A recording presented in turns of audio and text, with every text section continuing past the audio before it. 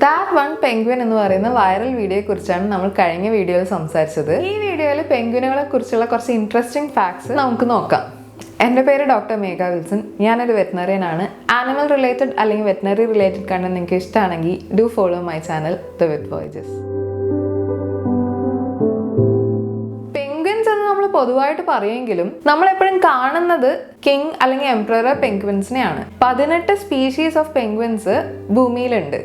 ഇതിൽ ഏറ്റവും വലിയ പെൻഗ്വിനുകളാണ് ഞാൻ പറഞ്ഞ എംപറർ പെൻഗ്വിൻസ്. ഇനി ഇതുപോലെ തന്നെ കിങ് പെൻഗ്വിൻസ് ഉണ്ട്. നമ്മുടെ വൈറൽ വീഡിയോയിൽ വന്നത് എഡേലെ എന്ന് പറയുന്ന ഒരു സ്പീഷീസ് ഓഫ് പെൻഗ്വിൻസ് ആണ്. ഇനി ഏറ്റവും ചെറിയ പെൻഗ്വിൻ എന്ന് പറയുന്നത് ലിറ്റിൽ പെൻഗ്വിൻ ആണ്. വെറും 40 സെന്റിമീറ്റർ ഒക്കെയാണ് ഈ ലിറ്റിൽ പെൻഗ്വിൻ ഉണ്ടാവുക. ഏറ്റവും വലിയ എംപറർ പെൻഗ്വിൻസ് ഏകദേശം 115 സെന്റിമീറ്ററോളം ഉയരം വരും. ഈ 18 സ്പീഷീസിൽ 5 സ്പീഷീസ് ഓഫ് പെൻഗ്വിൻ ഇന്ന് എൻഡേഞ്ചേർഡുമാണ്. ഇനി അടുത്തൊരു ഇൻട്രസ്റ്റിംഗ് ഫാക്ടിലേക്ക് പോകുന്നതിന് മുന്നേ ഞാനൊരു ചോദ്യം ചോദിക്കാം. നിങ്ങൾക്ക് ഉത്തരം അറിയാമെങ്കിൽ താഴെ കമൻറ്റ് ചെയ്യണം. ഇല്ലെങ്കിൽ അതിൻ്റെ ഉത്തരം ഈ വീഡിയോയുടെ അവസാനത്തിൽ ഞാൻ പറയാം. ചോദ്യം ഇതാണ്: ധ്രുവക്കരടികൾ അല്ലെങ്കിൽ പോളാർ ബെയർ പെൻഗ്വിനുകളെ തിന്നാറുണ്ടോ? ഉത്തരം അറിയാവുന്നവർ സമയം കളയാതെ പെട്ടെന്ന് തന്നെ കമൻറ്റ് ചെയ്യുക. ഫോർമൽ ടക്സിഡോസ് ഇട്ട പോലെയാണ് എപ്പോഴും പെൻഗ്വിൻസിനെ കാണാറുള്ളത്. ബട്ട് ആക്ച്വലി ഇതൊരു ക്യാമഫ്ലാഗ് ടെക്നിക്കാണ്. 75% കടലിലാണ് പെൻഗ്വിനുകൾ ജീവിതം ചെലവഴിക്കുക. പ്രധാനമായിട്ടും കില്ലർ വെയിൽ, സീൽസ് ഒക്കെയാണ് ഇവരുടെ പ്രിഡേറ്റേഴ്സ്.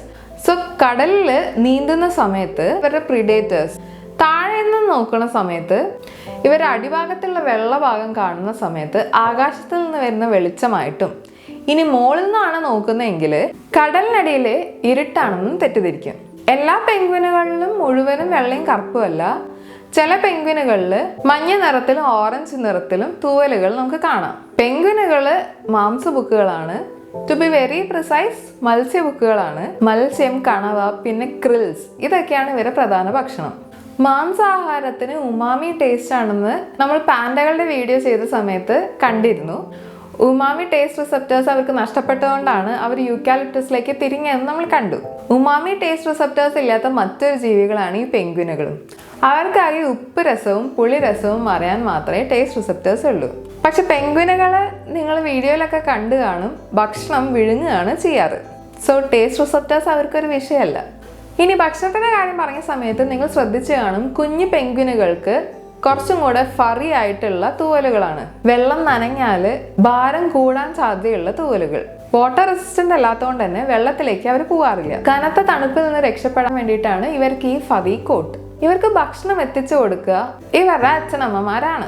കടലിനടിയിൽ നിന്നിട്ട് ഇവർ കഴിക്കുന്ന മീനുകളൊക്കെ ഇവരുടെ ബോഡി ടെമ്പറേച്ചറിൽ സ്റ്റോർ ചെയ്തിട്ട് ഇവർ കരയിലേക്ക് വരും. കരയിലേക്ക് വന്നതിന് ശേഷം ഛർദ്ദിച്ചാണ് ഇവർ കുഞ്ഞുങ്ങൾക്ക് ഈ ഭക്ഷണം എത്തിച്ചു കൊടുക്കുക. ഛർദ്ദിക്കുക എന്നൊരു വാക്ക് മാത്രമാണ് എനിക്ക് മലയാളത്തിൽ കിട്ടിയുള്ളൂ. ഇംഗ്ലീഷിലാണ് വെച്ചാൽ വൊമിറ്റ് ചെയ്യല്ല ചെയ്യുക, ഇവർ റീഗർജിറ്റേറ്റ് ചെയ്യുകയാണ് ചെയ്യുക. അതായത് ദഹന രസമൊക്കെ മിക്സ് ആവുന്നതിനെക്കാട്ടും മുന്നെയാണ് ഛർദ്ദിക്കുന്നത്. അയവിറക്കുന്നത് ഇതിനോട് സമാനമായൊരു പ്രക്രിയയാണെന്ന് വേണമെങ്കിൽ പറയാം. കടലിലാണ് ഇവർ ജീവിക്കുന്നതെന്ന് നമുക്ക് എല്ലാവർക്കും അറിയാം. കടൽ മത്സ്യങ്ങൾ അല്ലെങ്കിൽ നീന്തുന്ന സമയത്ത് ഒരുപാട് ഉപ്പുവെള്ളം ഒക്കെ ഇവരുടെ ശരീരത്തിലേക്ക് കിടക്കാൻ സാധ്യതയുണ്ട്. ഇങ്ങനെ ശരീരത്തിലേക്ക് കിടക്കുന്ന ഉപ്പ് എക്സ്ക്രീറ്റ് ചെയ്യാൻ വേണ്ടിയിട്ട് ഇവർക്ക് ഒരു പ്രത്യേക ഗ്ലാൻഡ് ഉണ്ട്. കണ്ണിനടിയിൽ മൂക്കിന്റെ ഭാഗത്തായിട്ടാണ് ഈ ഗ്ലാൻഡ് ഉള്ളത്. ഇതുവഴി ഉപ്പ് ഇവർ പുറത്തേക്ക് എക്സ്ക്രീറ്റ് ചെയ്യും. തല കുലുക്കുകയോ അല്ലെങ്കിൽ തുമ്മുകയോ ഒക്കെ ചെയ്ത് ഈ എക്സ്ക്രീറ്റ് ചെയ്തിട്ടുള്ള ഉപ്പ് ഇവരുടെ ശരീരത്തിൽ നിന്ന് തന്നെ പോവുകയും ചെയ്യും. നല്ല നീന്തൽക്കാരാണ് പെൻഗ്വിൻസ് എന്ന് പ്രത്യേകിച്ച് പറയേണ്ട ആവശ്യമില്ല. ഏകദേശം 500 മീറ്റർ വരെ ഡൈവ് ചെയ്യാൻ ഇവർക്ക് പറ്റും. ഏകദേശം 7 മിനിറ്റോളം ശ്വാസം പിടിച്ച് വെള്ളത്തിനടിയിൽ നിൽക്കാൻ ഇവർക്ക് കഴിയും. ഇവരുടെ ചിറകിന് പകരം ഫ്ലിപ്പേഴ്സ് ആണെന്ന് നമുക്കറിയാം.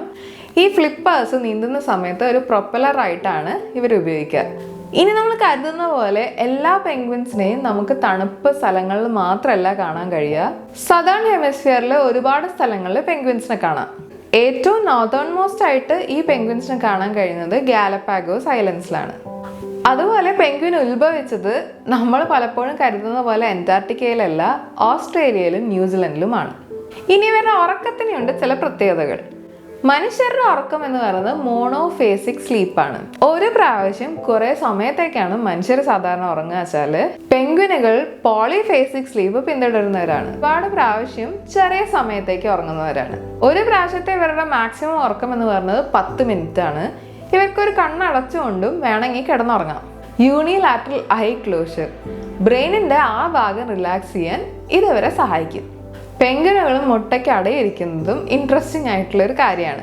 എംപറർ പെൻഗ്വിൻസ് ഒക്കെ അതിശൈത്യത്തിലാണ് മുട്ടയിടുകയും അടയിരിക്കുകയും ചെയ്യുക. മുട്ട അടയിരിക്കുന്നതിന്റെ ഉദ്ദേശം തന്നെ മുട്ടയ്ക്ക് മുകളിലുള്ള ടെമ്പറേച്ചർ കൂട്ടുക എന്നാണല്ലോ. -40 വരെ പോകുന്ന ഈ സ്ഥലങ്ങളിൽ പെൻഗ്വിൻ കൂട്ടങ്ങൾ ഹഡിൽ ചെയ്താണ് മുട്ടയ്ക്ക് അടയിരിക്കുക. 1 മീറ്റർ സ്ക്വയറിൽ 10 മുതൽ 12 പെൻഗ്വിനുകളാണ് ഉണ്ടാവുക. ഇങ്ങനെ 5000-ഓളം പെൻഗ്വിനുകൾ ഹഡിൽ ചെയ്ത് അല്ലെങ്കിൽ കൂട്ടമായി കൂടി നിന്നാണ് മുട്ടകൾക്ക് അടയിരിക്കുക.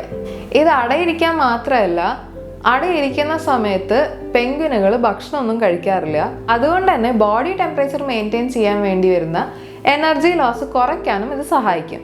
ഇനി നടുവിലുള്ള പെൻഗ്വിനുകൾക്ക് ചൂട് കൂടുകയാണെങ്കിൽ അവർ മെല്ലെ മെല്ലെ മെല്ലെ പുറത്തേക്ക് വരാനും, പുറത്തുള്ള പെൻഗ്വിനുകൾക്ക് തണുപ്പ് കൂടുതലാണെങ്കിൽ ഉള്ളിലേക്ക് പോകാനും ഇവർ വഴിയൊരുക്കാറുണ്ട്. ഇതൊക്കെയാണ് പെൻഗ്വിനെ കുറിച്ചുള്ള ചില ഇൻട്രസ്റ്റിംഗ് ഫാക്ട്സ്. ഇനി നമ്മുടെ ചോദ്യത്തിലേക്ക് തിരിച്ചു വരാം.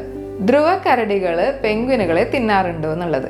ധ്രുവക്കരടികൾ പെൻഗ്വിനെ തിന്നാൻ സാധ്യതയുണ്ട്, പക്ഷെ നാച്ചുറലി ഇത് സാധ്യമാവാറില്ല. ധ്രുവക്കരടികൾ ആർട്ടിക് അതായത് നോർത്ത് പോളിലും പെൻഗ്വിനുകൾ അന്റാർട്ടിക് അല്ലെങ്കിൽ സൗത്ത് പോളിലുമാണ് കാണപ്പെടാറ്. ആർട്ടിക് എന്ന വാക്കിന്റെ അർത്ഥം തന്നെ ഓഫ് ദ ബേസ് എന്നാണ്. കരടികൾ ഇല്ലാത്ത സ്ഥലം അന്റാർട്ടിക്. അങ്ങനെയാണ് ഈ 2 സ്ഥലങ്ങൾക്കും പേര് വന്നത്. നമ്മൾ പണ്ട് കണ്ടിട്ടുള്ള കൊക്കക്കോളേന്റെ ഒരു പരസ്യത്തിൽ പോളാർ ബേഴ്സിനെയും പെൻഗ്വിൻസിനെയും ഒരുമിച്ച് നമുക്ക് കാണാം. അത് ശരിക്ക് നാച്ചുറലി പോസിബിൾ ആയിട്ടുള്ള ഒരു കാര്യമല്ല. But of course polar bear ഒരു അൾട്ടിമേറ്റ് പ്രിഡേറ്റർ ആണ്. സോ പെൻഗ്വിൻസിനെ കിട്ടിക്കഴിഞ്ഞിട്ടുണ്ടെങ്കിൽ ഇവരുടെ ഹാബിറ്റാറ്റ് ഓവർലാപ്പിംഗ് ഉണ്ടായ ഇപ്പൊ സൂലും അങ്ങനത്തെ സ്ഥലങ്ങളൊക്കെ ഉണ്ടായി കഴിഞ്ഞിട്ടുണ്ടെങ്കിൽ ഇതിനുള്ള ഒരു ചാൻസ് ഇല്ലാതില്ല. ഇതൊക്കെയാണ് പെൻഗ്വിനെ കുറിച്ചുള്ള ഇൻട്രസ്റ്റിംഗ് ആയിട്ടുള്ള ചില ഫാക്ട്സ്. നിങ്ങൾക്ക് ഇതുപോലെ ഏതെങ്കിലും മൃഗങ്ങളെ കുറിച്ച് കൂടുതൽ അറിയണമെങ്കിൽ താഴെ കമന്റ് ചെയ്യുക. എന്തെങ്കിലും സ്പെഷ്യൽ വീഡിയോ റെക്കമെൻഡേഷൻസ് ഉണ്ടെങ്കിലും താഴെ കമന്റ് ചെയ്യാവുന്നതാണ്. Thanks for watching.